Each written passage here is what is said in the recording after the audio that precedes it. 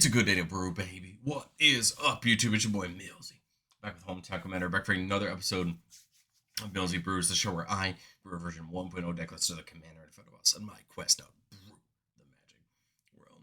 You know the motto, baby. It's ABB, always be brewing, and that's what we're back to do today. The deck list is going to be down in the description for you below, as well as I'd really appreciate it if you could interact with the video, like, comment, subscribe. Consider checking out the links down in the description below. But today, we're still celebrating Innistrad Remaster, looking at a bunch of Innistrad commanders, and although this card wasn't printed in Innistrad set, Sorin is pretty much as Innistrad as you can get. Today we're taking a look at Sorin of House Markov. A 2-mana legendary human noble with lifelink and extort. Extort says whenever we cast a spell, we can play a black or a white. If we do, everybody loses one, and we gain the life equal to the life lost this way.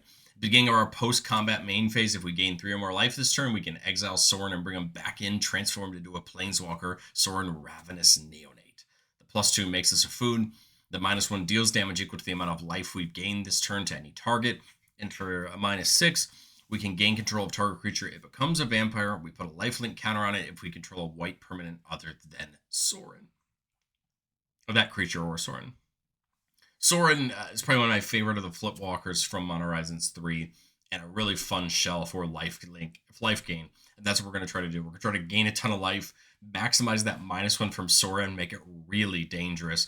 There's also fun ways to even give Sorin's backside a life link, so that when you're doming somebody for that amount, you can gain life for it.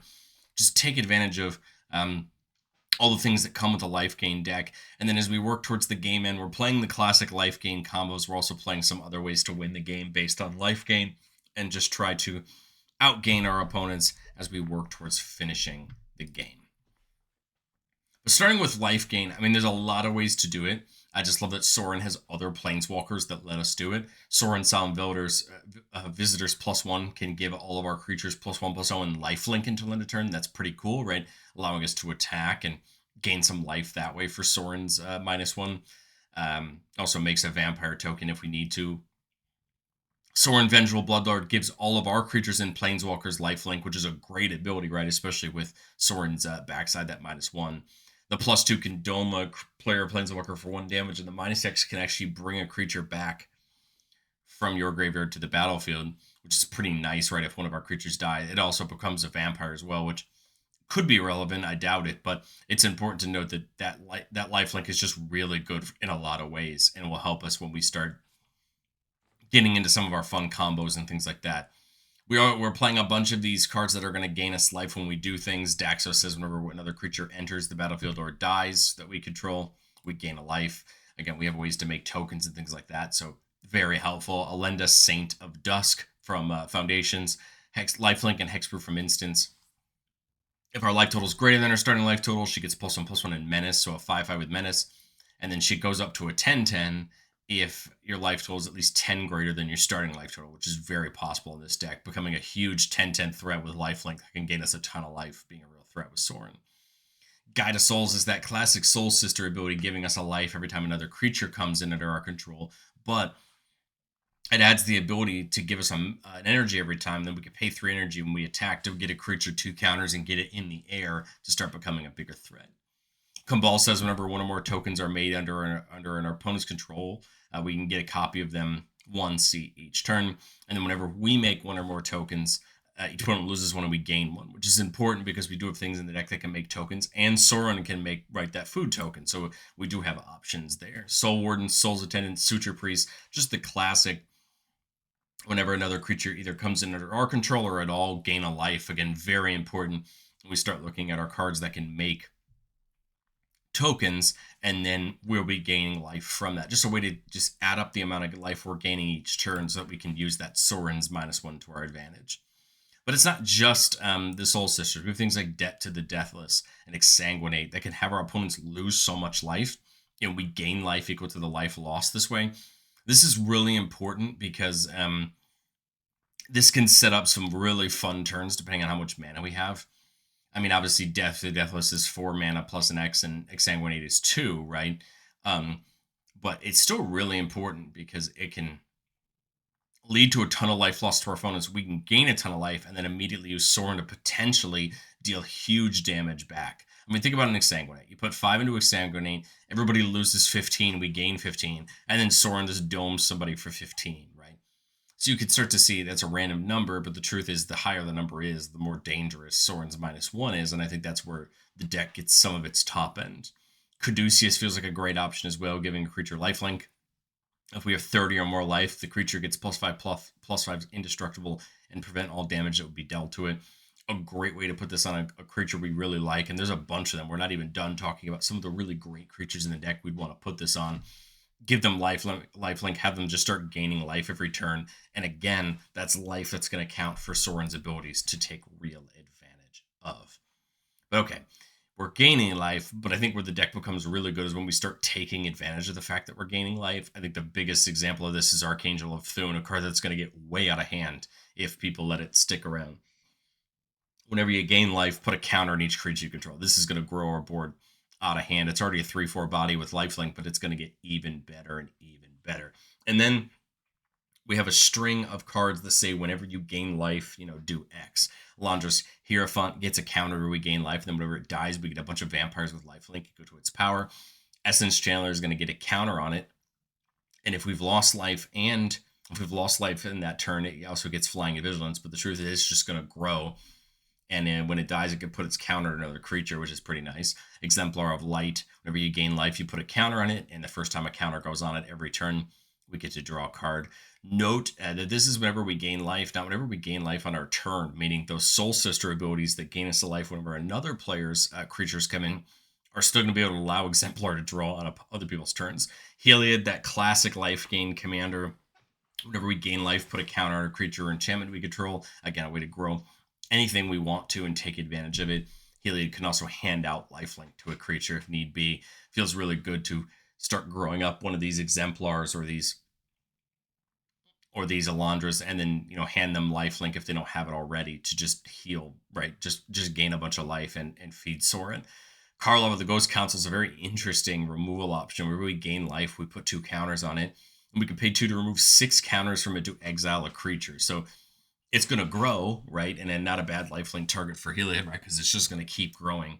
And then you can remove 6 counters from it to exile something, which is a great ability, especially for some removal when needed. Browning Black Priest, where we gain life, everybody loses a life. Again, great because we have a lot of triggers. We have a lot of really small life gain triggers. So this is going to mean multiple life loss for our opponents per turn. Resplendent Angel, at the beginning of each end step, if we've gained 5 or more life, we get to make an angel token. So a great way to start getting our board swell up with angel tokens and being great ways to both attack and block. Starscape Cleric, very similar to Marauding Blight Priest, but for 5 mana, we get 2 copies of it that say it and a copy of it where it says whenever you gain life, each opponent loses a life. These effects are nice because they're going to start chunking our opponents out little by little. Sorin's -1 and some of our combos we'll talk about later don't have to do as much damage to our opponent. Voice of the Blessed is probably one of my favorites of the whenever you gain life, put a counter on it, because as soon as it hits 4 counters, Flying and Vigilance, and as soon as it hits 10 counters, it has Indestructible. It's going to become a huge threat for our opponents. Angelic Accord, very similar to Resplendent Angel, but it's a 4 life instead of 5 to make an angel, and it's going to be some ways to have attackers and blockers for the future.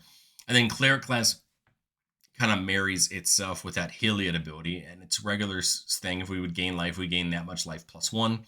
If we leveled up, we get that Heliod ability. Whenever you gain life, you could put a counter on a creature you control, and then its 3rd level lets us bring a creature back from the graveyard, and we gain life to its toughness, which is not bad at all, right? If we have a key creature die, we can always bring it back and gain a little bit of life that way.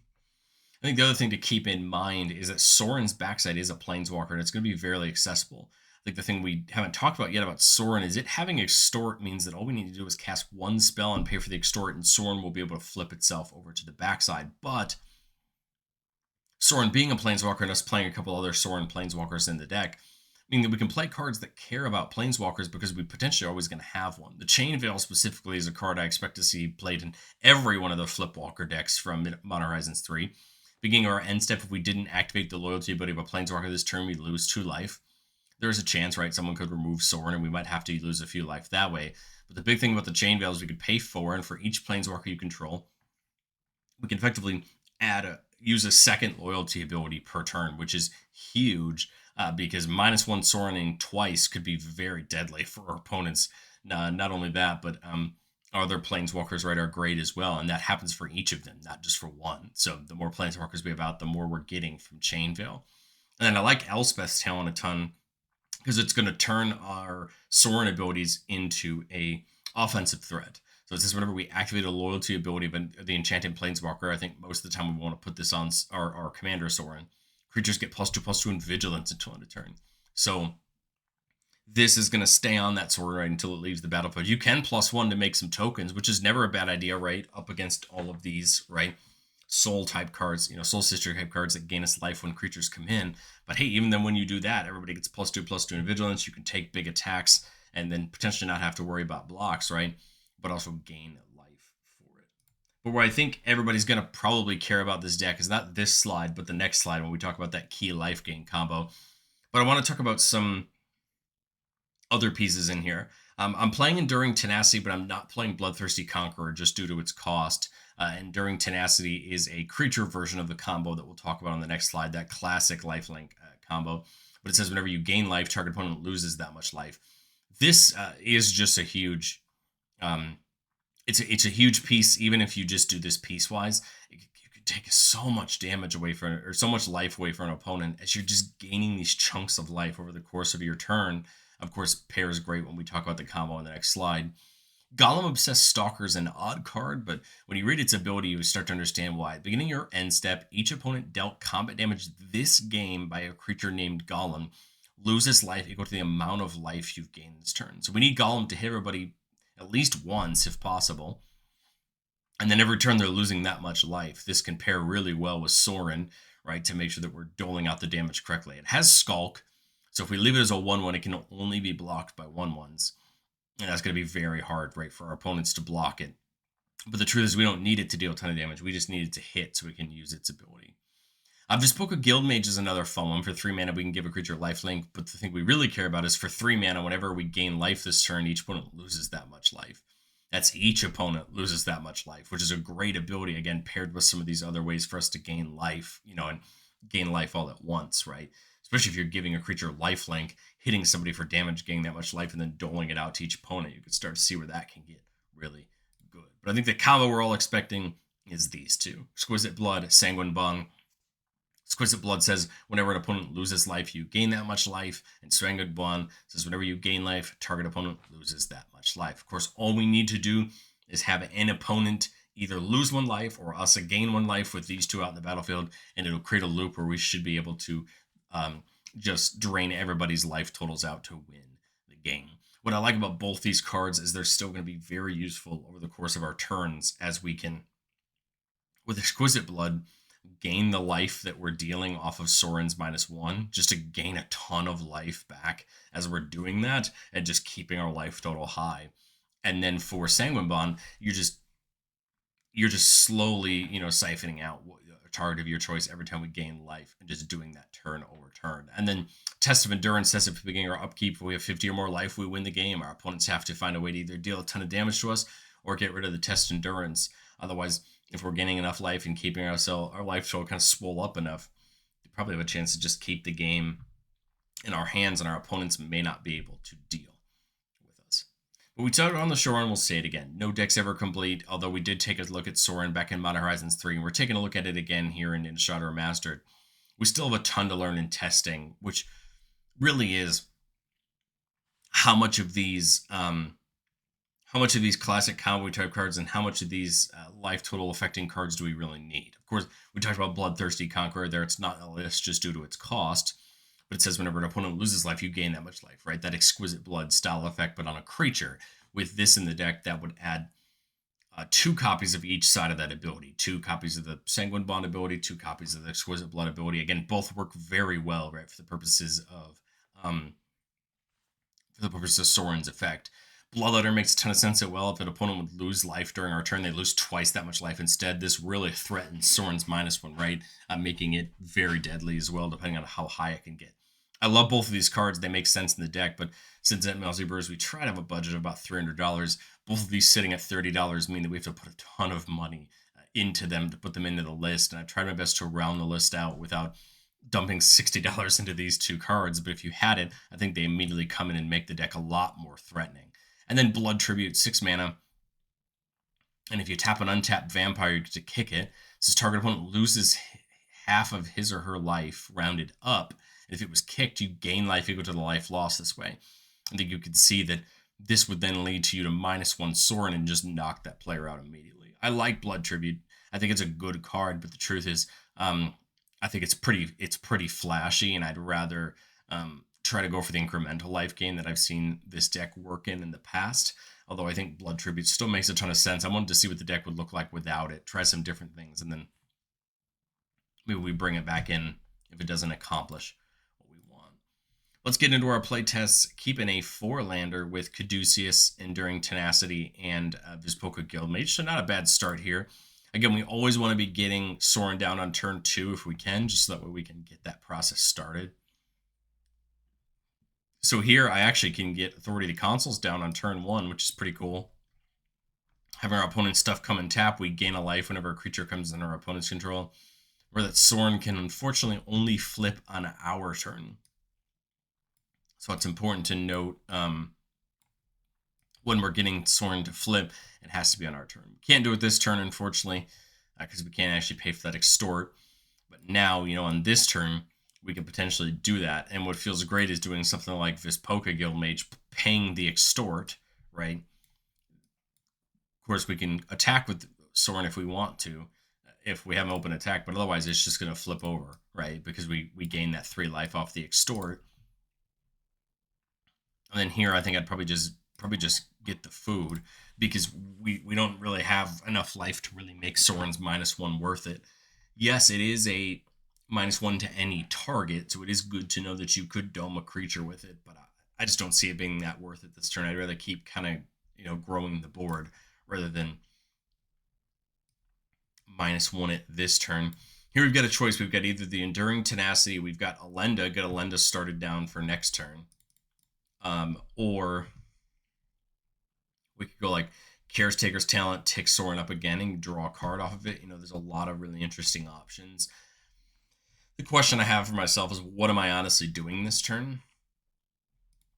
I'm not attacking, right? I don't think I want a -1 Sorin because I can't find a way to gain a ton of life. So I think it could make sense to just Caretaker's Talent, make a food, and draw, right? Because at the end of the day, that's about what we're going to do. And again, the higher we make Sorin, actually, we could extort it as well if we want to, with Sorin as well, if we want to, right, gain a couple life, which would make some sense. But the truth is, we're not doing anything else. We got to try to keep Sorin alive by keeping its loyalty up, because people are going to be attacking it. They're going to know we're planning something. The Authority is going to help a ton, because those creatures coming in tap means that we're going to know when danger's coming our way. But here on turn 5, up to 5 mana, we do have the options to do things. I like the idea of Caduceus. We're at 30 or more life, so we could turn this Vispoka Guildmage into a 7/7 that can start attacking. That could be an option. Of course, that takes 5 mana to do, which would be our entire turn, but we would potentially gain 7 life this turn, be able to -1 Sorin, right, for some damage. That could be an option. There's the option to get something like Elenda down. We could get something like Amalia or Karlov down, and we could actually extort one of them to get some life. There's a couple options that way. I think no matter what, I don't think we're going to draw off of Caretaker's Talent this turn that I can think of, unless we tick up Sorin, which I guess we could always do. We could technically put Caduceus on this and tick up Sorin and draw. Right? We could play these two, extort and draw. It's not like we have to -1 Sorin this turn. It's just if we end up gaining enough life. If we do this and gain 7, it kind of feels good to -1 Sorin, right? And dome that 7 to somebody. Honestly, my thought says Caduceus on here. Attack, gain the 7, and then just tick up Sorin and draw.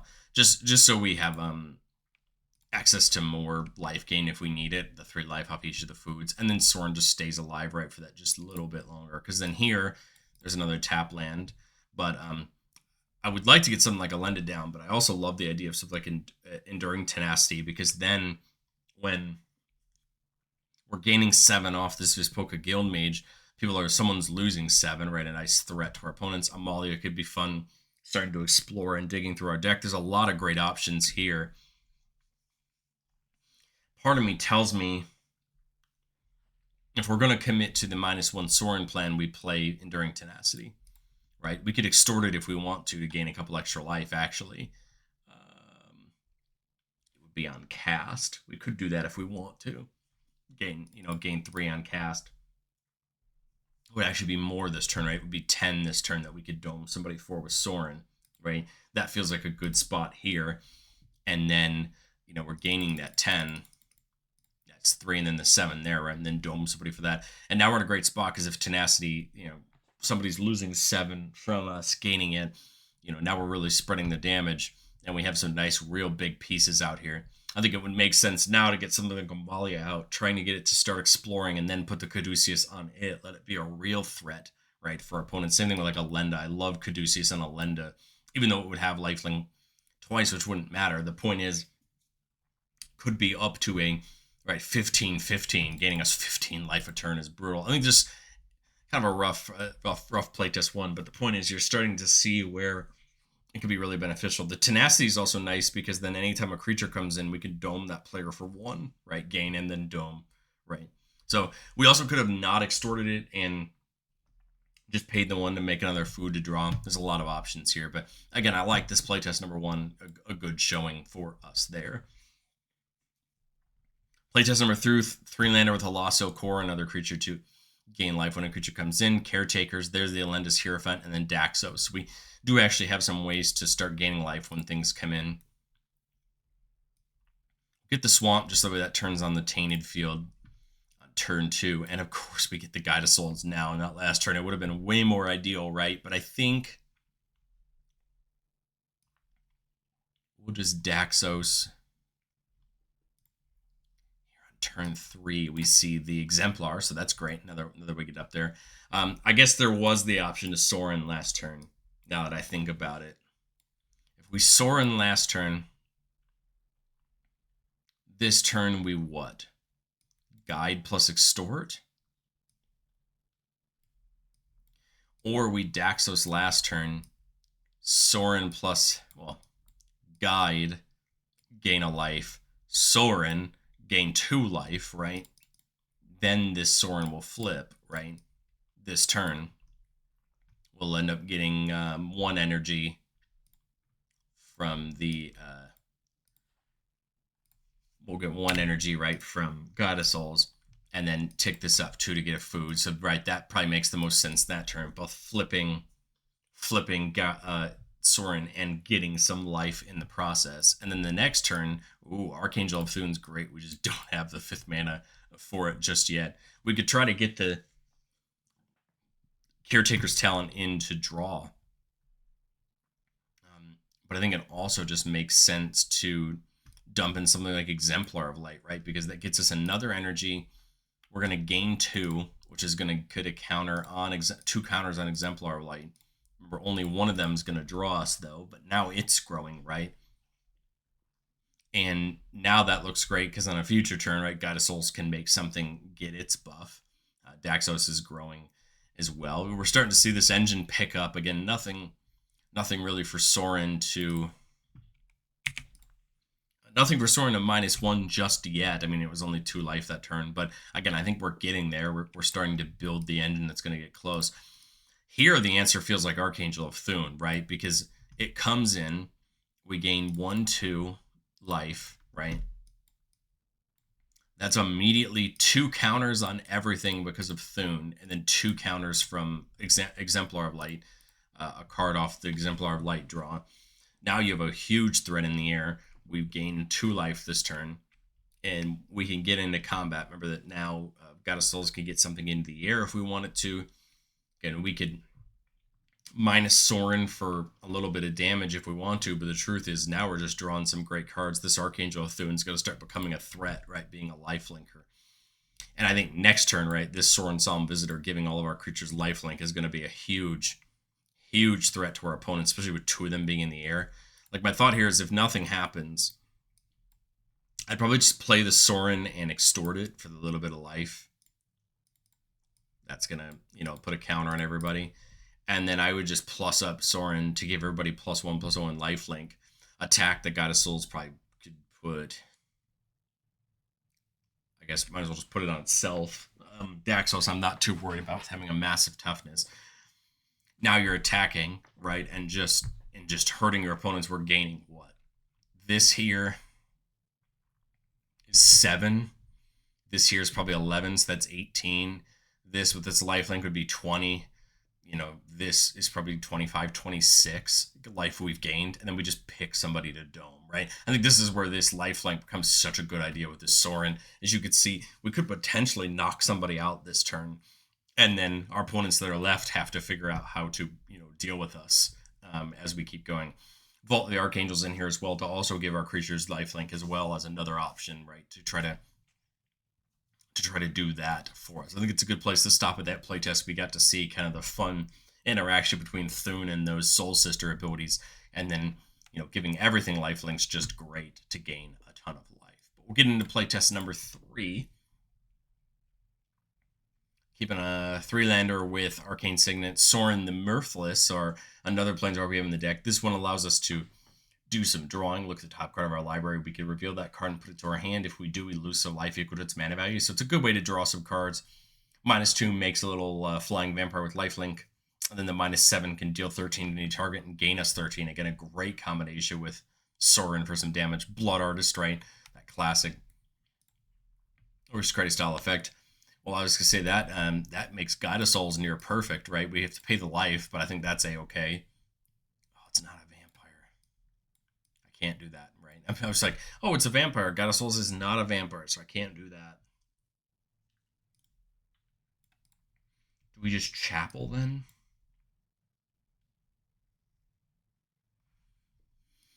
Minas Tirith, I guess. That makes the... I don't know why I didn't think of that in my head. That makes turn 1 a little bit worse, but that's okay. I think then we just Arcane Signet into either Goddess Souls or the Souls Attendant. Just pick one, put it in. I know we want to do Sorin on turn 2, but I think it makes more sense to take the ramp here, just so we have it, right? Unfortunately, that Isolated Chapel is just going to be dead. That's our best line this turn. 2 for Sorin. If I do this, I could 2 for Sorin and then extort the Souls Attendant or Soul Warden. That would make sense. You gain a life here when it comes in. Extort the Soul Warden, so I'm getting 1, 2, 3, 3 off the extort, and then 1 when it comes in, right? So that'll flip Sorin. Again, the goal, right? Flip Sorin as soon as we can. That's 1, 2 energy off of Goddess Souls. So we're on our way to get that in the air. Again, not bad. We're starting up the engine there. There we go. Now that'll bring the Isolated Chapel in untapped next turn. We do have enough for the Sanguine Bond if we want to do that. I'm kind of thinking Sorin into making the vampire to gain some life. I guess we could just like Blood Arts and crack a food too, right? We could Blood Arts and extort if we want to. That's always an option. But my thought here is, right, 2 more life, another energy. We either crack a food and dome somebody for 5, or we just tick up and make another food. I guess there's arguments for both of them, right? I think I'd rather just tick up and make a food just to keep protecting Sorin. Again, Goddess Souls could put itself or Soul Warden in the air this turn if it wants to for a big attack. But I don't mind that at all. It's a turn 4. Turn 5... 6 mana. Now I like Sorin. I don't want to plus up Sorin, but I have no other way to bring a creature in this turn. So I'd probably just tick it down to make the vampire. Right, flying and lifelink. 2 life, another energy.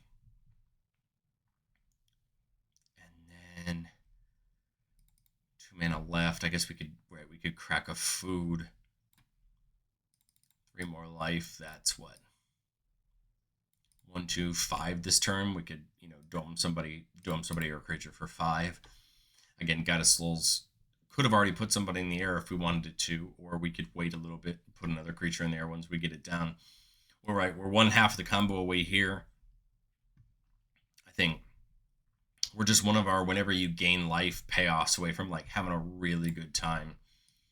Turn 6, we see Exsanguinate, so we could Exsanguinate for 5 right now, right? That would gain us 15. Dome somebody for 15. Yeah, we could attack, get 2 life there.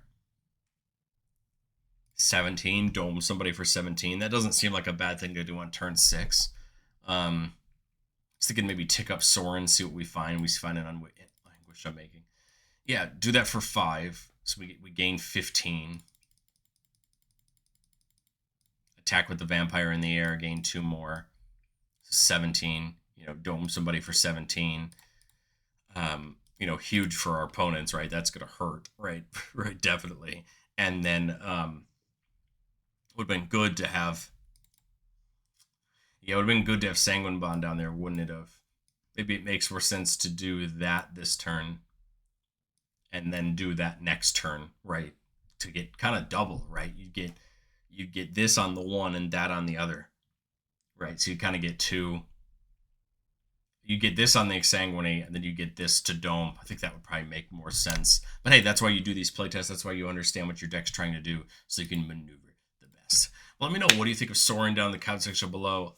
This is one of those decks I've really been considering making for myself, because I love these whenever you gain lifestyle creatures, and I've been wanting to try something like this for myself. I actually like the budget a lot. Pretty good, right where I'd want for a deck these days. But let me know what you think of Sorin, and I